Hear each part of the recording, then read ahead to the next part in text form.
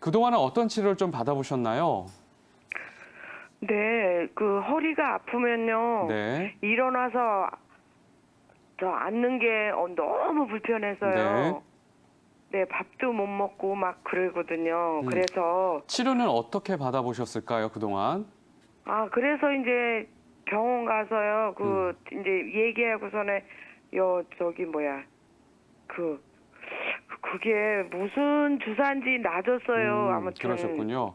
네, 그러면은 좀 가라앉았거든요. 음, 그거를 한 3번 정도는 맞았어요. 이 음, 동네 의원에서요. 네네. 그렇게 맞았는데 그러면은 좀 가라앉더라고요. 근데 네네. 한 12월 달 그때는 좀 잘 안 듣더라고요. 음, 그래서 아마 이제 지금 주사 치료 받으신 내용을 들어보니까요. 아마 스테로이드 계열의 약물을 이제 주사 치료를 받으신 것 같은데 실제로 주사 치료를 받으면 처음에는 어느 정도의 호전을 보이지만 반복이 될수록 내 몸에서도 내성이 생기기 때문에 네, 주사에 대한 효과가 그만큼 반감이 되고 결국에는 주사를 맞아도 내 몸에서 아무런 변화가 나타나지 않을 가능성이 높습니다. 근데 이제 이 척추 치료에 있어서 제일 중요한 거는 이것만 잊지 않으시면 됩니다. 어찌 되었던 간에 수술을 선택을 하신 게 아니라 비수술적인 방법으로 최대한 극복하기 위한 노력을 하는 게 제일 중요하거든요. 지금 이제 워낙 수술병원이 많아지다 보니까 당일 입원, 당일 수술을 굉장히 홍보하는 병원들이 많습니다. 실은 이게 환자분에게는 굉장히 위험한 겁니다. 이 수술을 권유받았을 때는 충분히 고민을 하고 결정을 해야 되는데 이 고민할 시간이 그만큼 짧아지기 때문에 나중에 후회를 하는 경우가 그게 지금 굉장히 다 내야 많거든요. 나오는 거요. 지금 좀 신경 써. 네, 그래서 항상 수술을 하지 않고 극복할 수 있는 방법을 연구를 하셔야 되는데 그런 부분에 있어서는 한방 치료가 굉장히 유리할 수가 있습니다. 네, 네, 한방 치료를 대략 한 4단계 정도로 나눌 수가 있는데요. 먼저 가장 첫 번째 단계는 틀어진 척추를 바로잡는 척추 추나요법을 받아보는 겁니다. 저희처럼 이제 척추 관절을 전문적으로 보는 전문가들에게 가장 중요하게 생각하는 치료 원칙이 바로 구조가 기능을 지배한다라는 원칙이거든요. 즉 틀어진 구조가 바로잡혀지지 않으면 그 어떤 치료를 해도 밑빠진 독에 물 붓기가 같은 상황이 될 수가 있습니다. 그래서 일단 틀어진 부분들, 잘못된 부분을 바로잡는 추나요법을 일차적으로 받는 게 좋고요.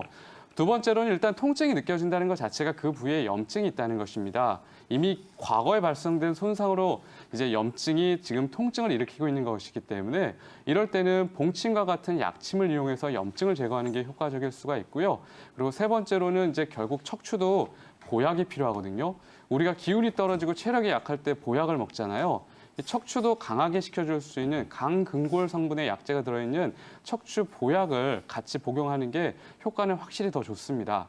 근데 마지막으로 네 번째 단계는 환자분께서 집에서 직접 하시는 건데 바로 근력 강화 운동이거든요. 이 방송 중에 뭐 생로병사의 비밀이나 명의와 같은 아마 의학 다큐멘터리 프로를 많이 보셨을 겁니다. 요즘 많이 이제 소개가 되는 게 이제 여자분들도 근육 운동을 많이 해야 된다고 아마 보신 적이 있으시죠? 네, 맞습니다. 이게 이 척추 관절을 튼튼하게 하는 가장 좋은 저축이 바로 근력 강화 운동입니다. 근데 주의하셔야 되는 게 뭐냐면 환자분들께서 이러시는 경우가 많아요. 내가 지금 통증이 있으니까 이 운동을 통해서 이 통증을 내가 극복해 봐야지. 근데 운동은 통증을 이겨낼 수 있는 방법이 아니라 앞으로 다가올 통증을 예방하는 방법이거든요. 그래서 네. 절대 통증을 참으면서 운동을 하면 안 됩니다. 그러다 보면 오히려 운동이 약이 되는 게 아니라 결국 나한테 독이 돼서 병이 악화가 될 수가 있습니다. 네. 그래서 이런 것만 잊지 않으시고 치료에 임하신다면 분명히 지금 좋은 결과를 얻으실 수 있을 겁니다.